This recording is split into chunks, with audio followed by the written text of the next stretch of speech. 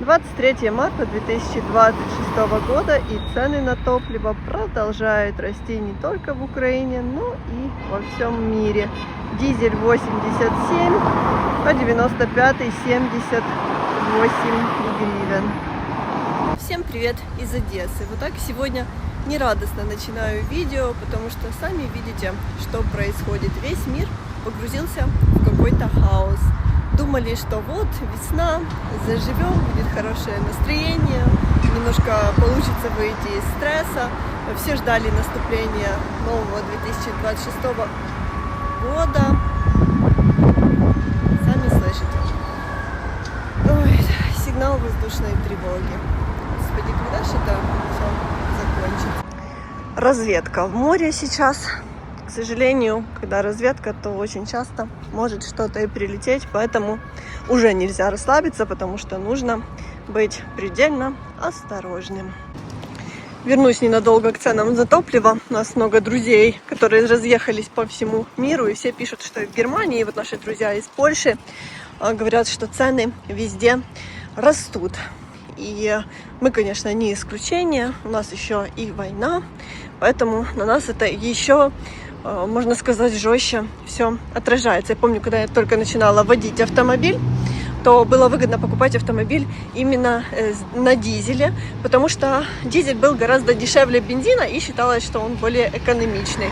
Но, как вы видите, ситуация изменилась, и сейчас дизель подорожал гораздо больше, чем тот же бензин.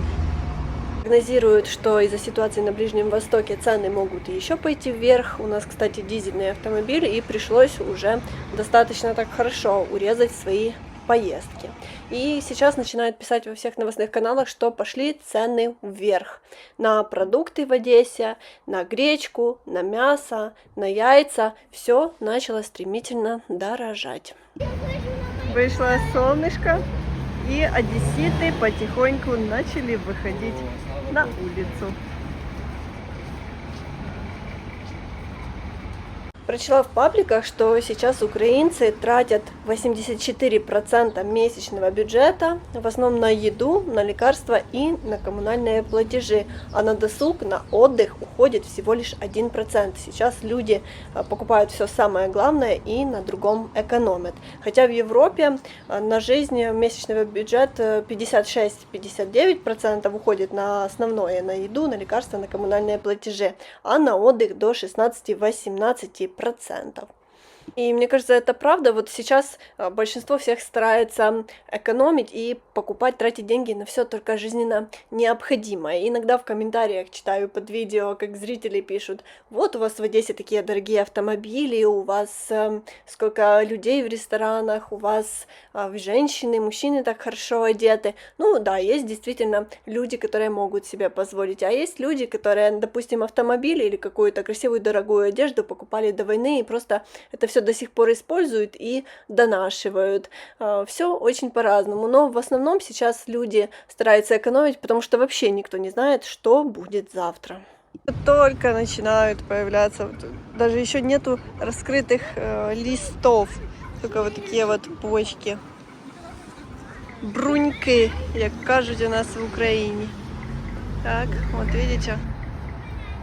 Уже некоторые растения начинают понемножечку распускаться. Это не может не радовать. Всех немножко начала подбадривать погода. Вчера в Одессе было штормовое предупреждение, море бушевало, но сегодня уже ветер остановился и вышло солнышко. Стало теплее, уже 14 градусов. И что, обещают, что совсем скоро нам уже отключат отопление. Поэтому нужно к этому уже готовиться. Из-за штормов и других природных явлений посмотрите, какой произошел огромный оползень снова-таки в Санджейке. Санджейка — это маленький курорт возле Одессы. В Одесской области на многих курортах действительно вот такой высокий обрыв. Где-то он ниже, где-то он выше, и всегда небезопасно возле него загорать, потому что смотрите, что может произойти. Очень часто летом просто, когда лежишь, отваливаются даже большие куски этого обрыва. Знаю, вы любите одесские дворики, и нам сейчас повезло, потому что я вижу какой-то очень красивый и ухоженный двор. И какая здесь интересная дверь. Люди молодцы, ухаживают за своим двором. Посмотрите, какая дверь. Точно не в каждом одесском дворе такую увидишь. Может, здесь даты есть какие-то? Нету. Ну, посмотрите, какой вход в парадную. Вот это я понимаю, одесский двор. И, кстати, видите, как свойственно одесским старым домам. Вот такая надпись на входе на латыни «Сальве». Приветствую. Класс. Ну, дальше с вами не пойдем. За что обожаю такие дворики, они совершенно закрыты, и здесь практически никогда нету ветра. Так спокойно, хорошо, и посмотрите, все на таком, так узко во дворе, и на маленьком расстоянии живут соседи друг от друга, и можно, как Виталий, выпить утром кофе и поговорить со своим соседом. Красота! Недавно в новостях попала на всемирный рейтинг счастливых стран. К сожалению, Украина наша заняла только 111 место. Но я верю и надеюсь, что когда-то мы будем в десятке лидеров и на первых местах, потому что я считаю, что наша страна действительно этого заслуживает. Просто каждому из нас нужно постараться сделать ее лучше. И первые места заняли Финляндия, Исландия. И что меня очень удивило, что 8-е место занял Израиль. Казалось бы, Израиль — это страна, которая часто подвергается обстрелам, страна, в которой тоже есть свои трудности. У нас есть зрители с Израиля, которые даже сейчас писали, что им часто приходится спускаться в бомбоубежище из-за ситуации, которая сейчас там сложилась. Но тем не менее, она занимает почетное 8-е место в подобном рейтинге. Поэтому, дорогие зрители, которые смотрят нас с Израиля, пишите в комментариях, в чем же секрет вашего счастья. Ну что, в Одессе новость. Кто-то явно купил себе сегодня новый диван, а старый решил оставить для того, чтобы кто-то мог его забрать. А у кого-то обед. Смотрите, сколько голубей везде поразводилось. Конечно, с таким-то питанием. Скоро Пасха, и вижу, появляются везде такие красивейшие корзиночки. Не вижу цены, сейчас поспрашиваю. От такого розміру така корзинка. 700 гривень така корзинка. А такі поменше, в яку ціну? Така 400. По 400 гривень, дякую. Дуже гарні. А ось такі маленькі? Ця 700. Тут теж бачите, 700, яке плетиво.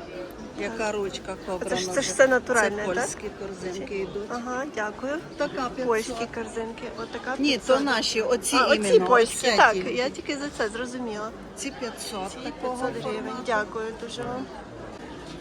Такі великі. Вони великі, так?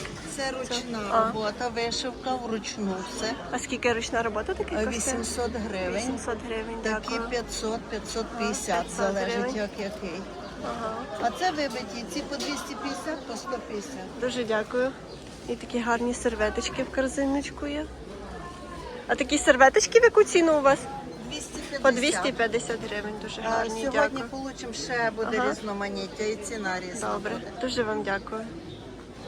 В сегодняшнем видео я хочу передать благодарность и большой привет для вас, Олег.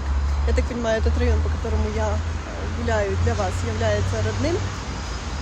Спасибо вам большое за подарок и привет из нашего прекрасного города Одесса. Слушайте, класс! Здесь так разрисовали щиток героями из мультика «Жил-был пес». Он, конечно, намного старше меня, этот мультик, но все равно я с детства его очень люблю. Он классный, прикольный. Если не смотрели, обязательно посмотрите. Несмотря ни на что, стараемся держаться и все равно оставаться на позитиве. Спасибо, что вы остаетесь с нами. Спасибо за теплые слова и прекрасные комментарии, которые вы нам пишете. До встречи в следующем видео. Оставайтесь здоровыми, и пусть у каждого из вас все будет хорошо. Пока-пока. Пришла, а Ира сделала такое замечательное желе. Это апельсиновое желе мы покупали в Авроре. Его, помните, кто смотрел наши все выпуски, 15 гривен упаковочка, по-моему, была. А это сверху сливки с молоком она делает. Вот такая вкуснота.